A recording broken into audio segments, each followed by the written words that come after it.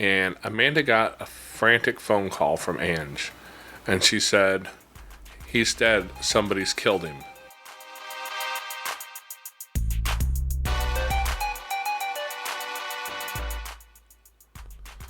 Hello, and welcome back to Foster Care, an Unparalleled Journey, with Jason and Amanda Palmer. This is episode 2 of Standing with Turtle. On this episode, we step into his second year of life and see the craziness that this poor little guy had to endure. If you haven't already, go back and listen to episode 1, and you'll be filled in on a lot of different pieces. Also, be sure to go and check out our website at jasonmpalmer.com and the Facebook page at shecalledmedaddy.com. If that page isn't up anymore, look for Foster Care, an Unparalleled Journey. Also, if you're using iTunes, please be sure to subscribe to the podcast, rate it, and leave us a review. You can also find this podcast on Stitcher, Google Play, Spotify, and many other places. Be sure to leave us a rating and review wherever it is, so other people can find the content. Thanks, and let's jump right into the story.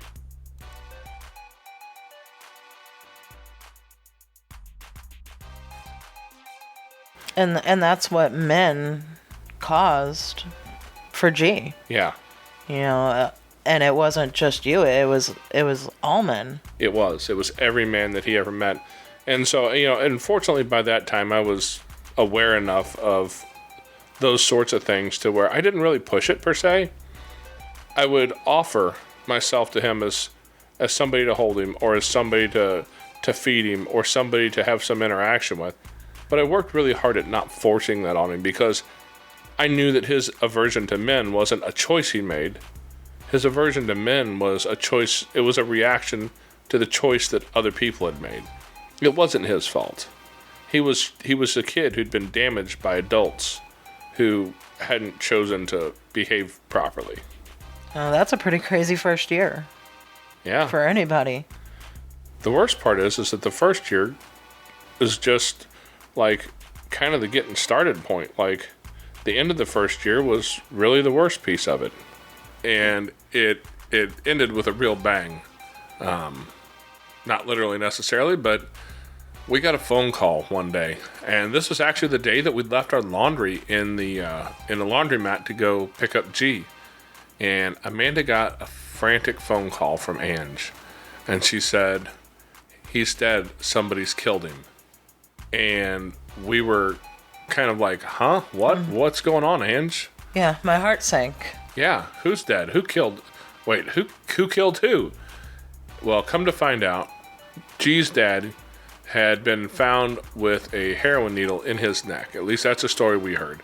I never heard any differently from anybody else, but we weren't really witnesses to that whole thing. But she was all up in arms and convinced that somebody had murdered him and put a heroin needle in his neck and killed him and taken all the money out of his pocket. I cannot vouch for the veracity of that. I don't know if that's what happened, if that's what she thought happened. I honestly don't know. All I know is that the fact we know is that he was dead. Yeah, his dad was dead, and she was holed up in a hotel in a area just outside of St. Louis. That I work in St. Louis a lot. I know the neighborhood. It's not the worst neighborhood of St. Louis by far, but it's not a great place. So we went to go pick up G. She asked us if we could pick up the baby and keep him for a couple days while they got things sorted out. And so that's why we left our laundry in the laundromat, and we said, let's go. And it was about 45-minute, hour-long drive to get out there. And so we just more or less dropped what we had and took off and headed to the city and picked up G. By that time, we had kind of moved out in the country a little ways. And that gave us a nice buffer zone between any of that kind of insanity where people are ending up dead and all that. And so we went out to get him, and she was up in the hotel room, and we went in there, and fortunately there were no other issues that day. We just stopped and picked him up, and Amanda, I sat down. The only issue that day was after we left, we went back to get our laundry, and at that point we were able to really start interacting with G. because before that it was car ride. She really had no interest in us visiting and staying and consoling her.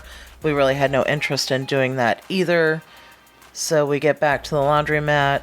I'm looking over the baby. I always check him over, make sure he's okay, and everything like that. And the one thing is he was so relaxed. I mean, he's more relaxed than Snoop Dogg ever is. He was just so lethargic and relaxed. And we were actually talking and contemplating, okay, what do we do with this? You know, do we go to the hospital? Do we do this? Do we do that? And by about the time we had started to formulate a plan, he really started to come around, and we thought our best course of action would be another hotline call. So another call was placed. I honestly, I can't tell you how many hotlines we did. I know there was at least a handful. And what she means by that, in case you're not familiar, a hotline call, at least in the state of Missouri, is where you call the child abuse hotline. I think it's actually a national number that you call. But as a foster family, one of the things we are mandated reporters, which means that if you see or suspect abuse, you're required by law to report it. That is part of what we have to do. And, you know, the idea there is that we've had a little bit of training and quite a bit of experience, and we can see a lot of those signs of damage, of abuse and neglect, and so we're required to report those because we know a thing or two about what that looks like. So those are the hotline calls we were making. But you also get judged for that too. Absolutely. I've had plenty of people, how could you do that to someone you consider family? How could you do that to your kin? How could you do that to your family? Well, how could I not? Right? How could I not take care of this little boy who needed us to protect him? He needed someone to protect him and take care of him. You know, and the best case scenario is that she, you know, somebody hotlines and she has to deal with the state trying to push her to getting her life cleaned up. If she can do that and get her life cleaned up, that's the best possible thing for that little boy, is to have a clean mom who's taking care of him. Honestly, I never felt bad about making the calls. I know a lot of people are against calling the cops on somebody, that sort of thing, but this had nothing to do with all that macho BS about, you know, I'm not calling the cops, I'm not ratting anybody out. The truth is if the hotline calls hadn't been made, at any point, you know, you never know when that could have been the difference between his life and death. I mean, he already had one sibling who died at 2 weeks old. And nobody will ever know exactly what happened there or why. She was asleep when they found the baby. So nobody knows for sure what happened there. And that could have been G's story too. So there's no such thing as like, I don't call the cops on anybody. When you're putting a baby's life in danger like that, man, forget about all that stuff. I'm taking care of the kid. He can't take care of himself. And if her troubles cause her to have to deal with a state agency that forces her to get her life clean, that's even better for her. Well, the thing is if nothing's wrong and nothing's going on, then it's not a big deal anyway. You know, if you're doing the right thing, then there's no issue there. Absolutely. We've been hotline before. Yep. We had a family member get mad at us once and called to the child abuse hotline and said we were medically neglecting our child. And it all stemmed from an argument that my wife had earlier in the day. And, you know, Children's Division came out to our house later that evening because she must not have called till fairly late. Well, and we had been gone all day. Yeah, and they showed up at like 10 o'clock at night. But regardless, I mean, foster families are hotlined all the time. All the time. Teens get mad when you don't let them have their way or their phone. Biological families get mad when you don't agree to this or that. So it's very, very common. And the state knows that. You know, the workers see that all the time. So they don't treat you necessarily right off the bat like you're a horrible human. They come in to look and see what's going on, and that's what they did with us. And at the end of it, they said, you know, we got a letter in the mail a month or so later that said, you know, this investigation is closed, and as far as we can tell, the allegations are entirely unfounded, and they were. It was just somebody angry with us, trying to get even with us. So it's, the hotline thing, it kind of works both ways, but that's what it's there for, is to protect a kid. And unfortunately, the system does get abused, but it's there for a good reason. So we put up with it. So after we went to pick up G from the hotel, we kept him for a little while before the funeral. I think we had him the entire time up until his dad's funeral. Yeah, it took a little while for the funeral to be arranged and everything like that. As you can imagine, drugs and gangbangers don't typically have life insurance policies. Life insurance. So collections and things like that were set up to try to be able to have a small funeral. Yeah, so they got the money together and had it planned out, and we really didn't have a choice as to whether or not to bring the baby. At that point, we still had no real legal footing to stand on as far as keeping him away from any of that craziness in his life. So we had to bring him to the funeral. The funeral was in a neighborhood in St. Louis that's known for its danger. So I wasn't terribly comfortable going into this neighborhood, let alone taking my wife with me, let alone taking my wife and a baby with me, and our oldest daughter, Arissa, was with us as well that day. We went to this funeral on one of the bad neighborhoods of St. Louis, and Jermaine's affiliation was well documented at his funeral because there was a whole section of the mourners that were kind of color-coded in their clothing, we'll say. So you walk into the funeral home, and it's pretty obvious that you're at a gang member's funeral. And my anxiety level was notably high that day. And we walked in and sat down, and me and Amanda had kind of talked about it ahead of time, because one of the things that a lot of people don't know, and I don't know how much it still goes on, I know the best way to kind of get even with your rival gang is to go to one of their gang members' funerals and walk in and kick the casket over and shoot the place up. And that had me a little bit on high alert, just to be certain we didn't get caught in the crossfire of that.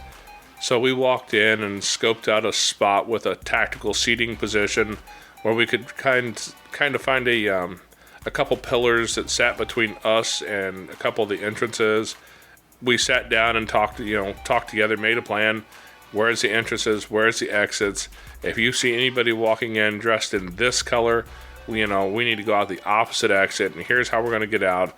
Here's what I want to do with the baby. Pretty much we got to put him like a football in your arm, and we're running like a linebacker to get out of this mess.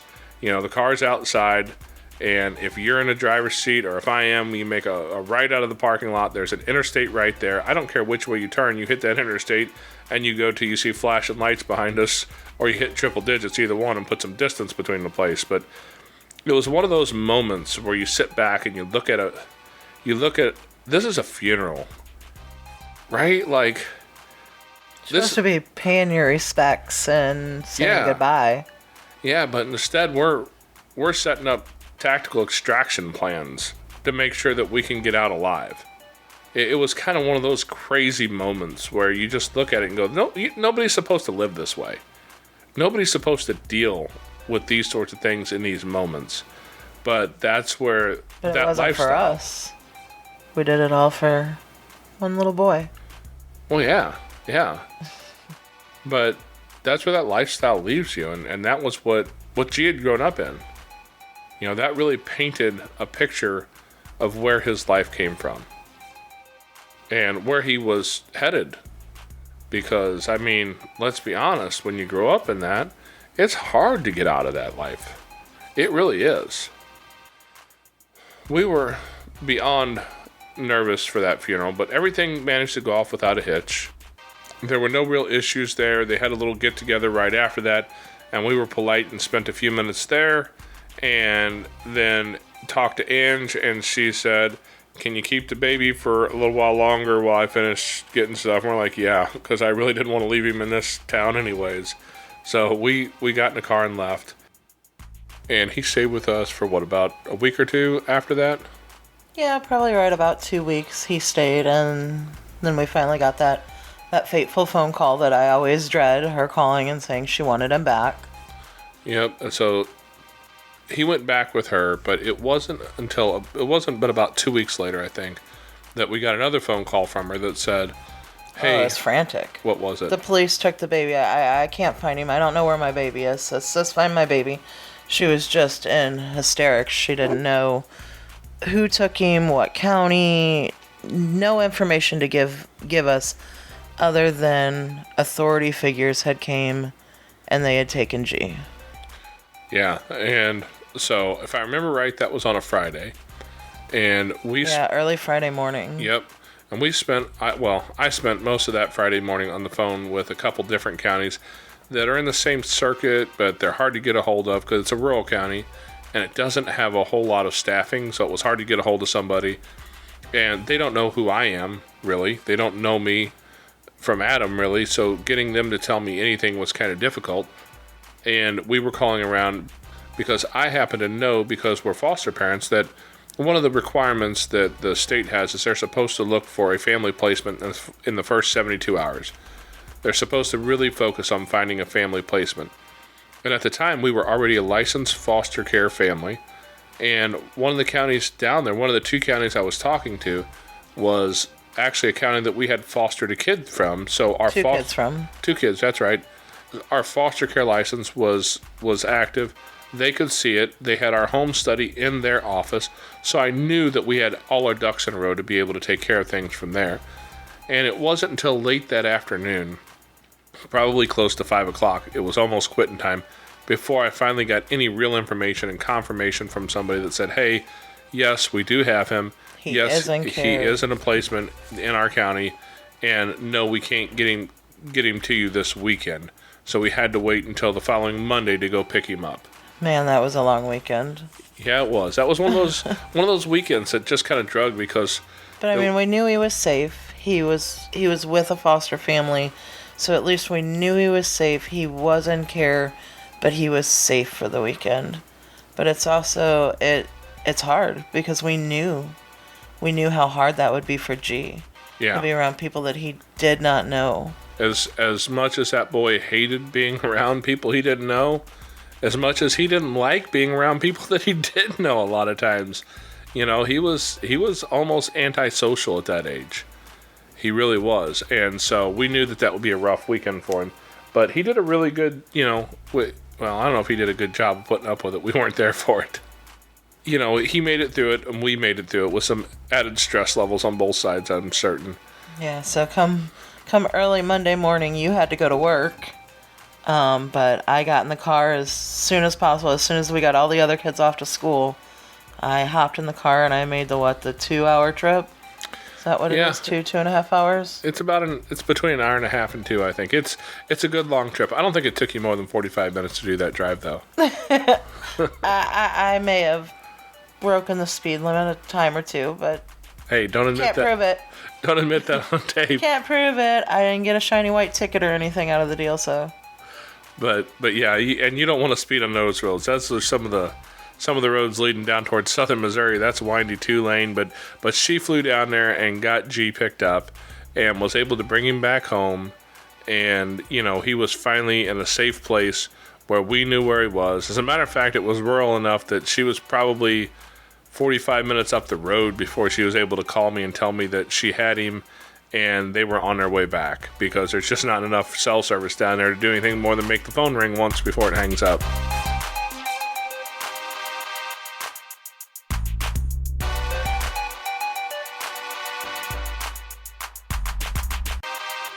Here's a quick clip of episode 3 of Standing with Turtle, next week on foster care, an unparalleled journey. It's not a good diagnosis. And so during that whole time, we were going through this stuff while she was in the hospital fighting for her life. So to talk about putting stress on top of stress, we're trying to protect this little boy from such a dangerous place and watching a little girl that called us mommy and daddy dying in the hospital.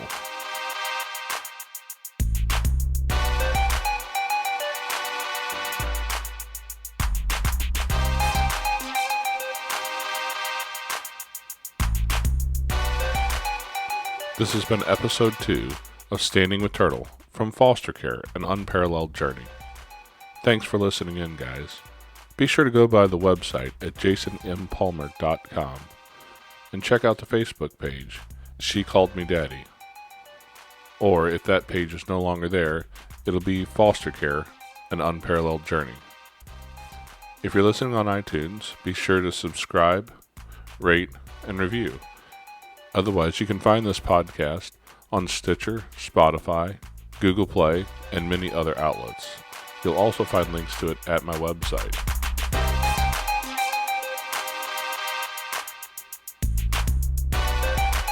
As always, if you know of any children who are in danger of being abused and neglected, please call your local police or the foster care hotline at 1-800-4-A-CHILD.